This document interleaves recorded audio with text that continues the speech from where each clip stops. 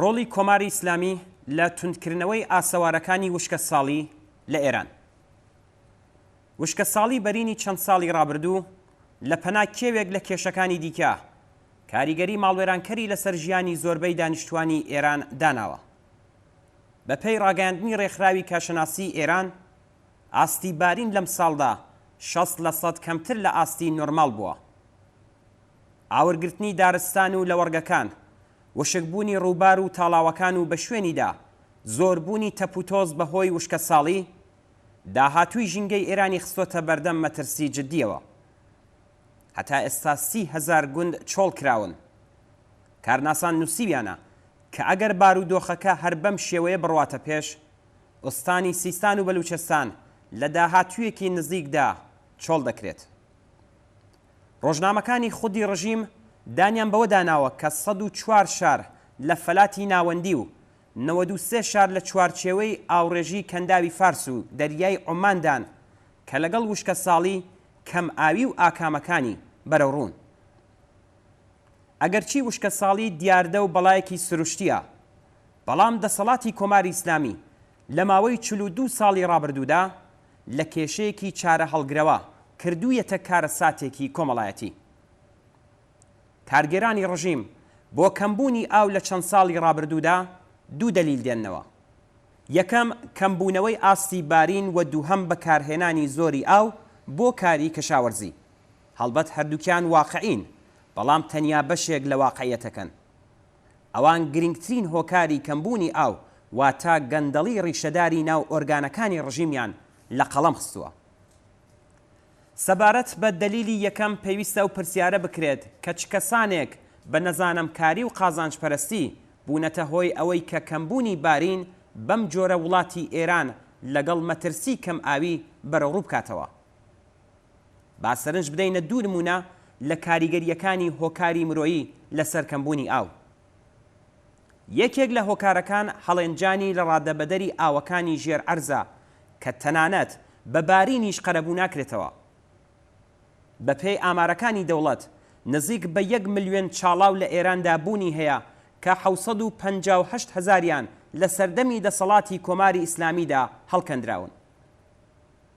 لەو نێوەدا 200,000 چاڵاو بەبێ بەڵگە و جەوازن و زۆربەیان بۆ ویلا و باغ و سەیرانگەی کەسی دەوڵەمەند و سەرمایەداران لێدراون.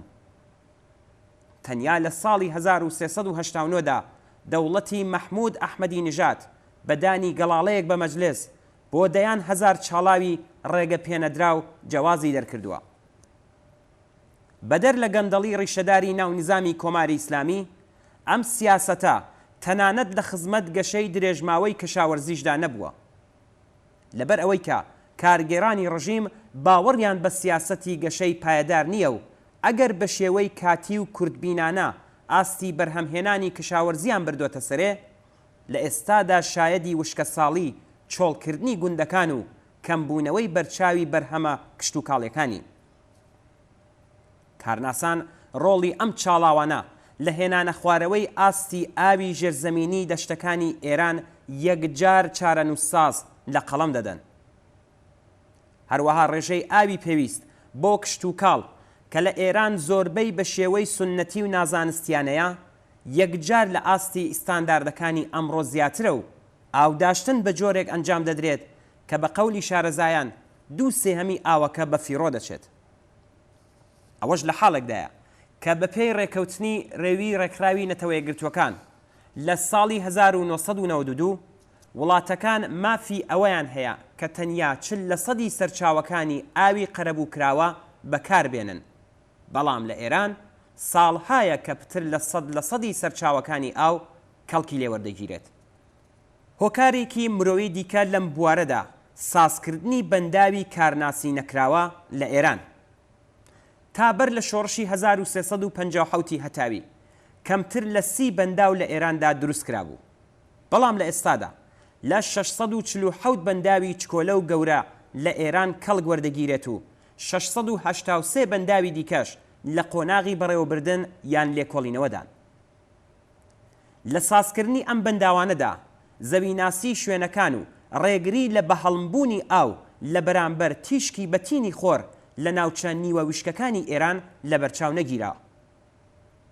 بە چاوخشانێک بەسەر نەخشەی بەنداوەکانی ئێران دەردەکەوێت کە لە دروستکردنی زۆر یەک لە بەنداوەکاندا کۆنتڕۆڵکردنی ئاوەڕەوانەکان و بەکارهێنانی گونجاوی سەرچاوەکانی ئاو لە دەستوری کاردانە بووە.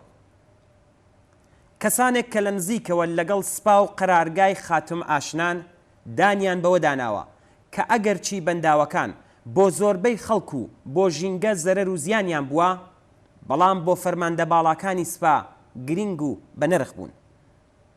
لەبەر ئەوەی کە سازکردنی بەنداوەکان بۆ ئەوان داهاتێکی یەکجار زۆری بووە و هیچ کەس یان ئۆرگانێکیش نەبووە کە لێپرسینەوە لە حسابیان بکات. بەنداوی گوتوەند کە لەلایەن سپای پاسدارانەوە سازکراوە لە نمونە بەرچاوەکانە. لە پرۆژەی سازکردنی ئەم بەنداوەدا بوونی ئەو کێوانەی کە خوێیان تێدایە لە دەوروبەری ئاوگیری بەنداوەکە لە بەرچاو نەگیران. هەر بۆیە پاش ئاوگیری کێوەکانی خوێ کەوتنە ژێر ئاو. بەم جۆرە بوو کە 17 ملیۆن تۆن خوێ چووە ناو بەنداوەکە و گشت زەویەکانی پشت بەنداوەکە بوون بە شۆرەکات. کارەساتی وێرانکردنی ژینگە لە ئێران بە خاتری سیاسەتە وێرانکەرەکانی ڕژیمی ئیسلامی بۆتە قەیرانێکی جددی و مەترسیدار بۆ وڵاتی ئێران. سەرانی ڕژیمی کۆماری ئیسلامی لە ماوەی ساڵانی ڕابردوودا بە هەڵسوکەوتی توندی ئەمنیەتی لەگەڵ چالاکانی ژینگە پارێز نیشانیان داوە کە لە ڕوانگەی ئەوانەوە مەسەلەی سەرەکی کبکردنی دەنگی ناڕزایەتی چالاکانی ژینگە پارێزە لە کۆمەلگادا تا بەم جۆرە بتوانن بە وێرانکردنی بێدەنگی ژینگە درێژە بە سیاسەتی قێزەوەن و قازانج پەرستانەیان بدەن. ئەم دەسەڵاتە کە گیان و ژیانی ئەمڕۆ و سبەینەی ئەم کۆمەلگایە بەلایەوە گرنگ نییە، ناتوانێت هیچ بەرنامەیەکی ڕوون و درێژماوەی بۆ ڕوبەڕوو بوونەوە لەگەڵ کێشەکانی وەک وشکە ساڵی و دواهاتەکانی هەبێت.